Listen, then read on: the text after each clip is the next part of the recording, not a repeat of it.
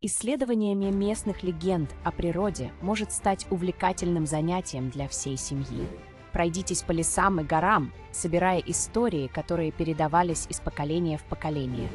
Эти легенды часто связаны с местными природными объектами – реками, горами и деревьями.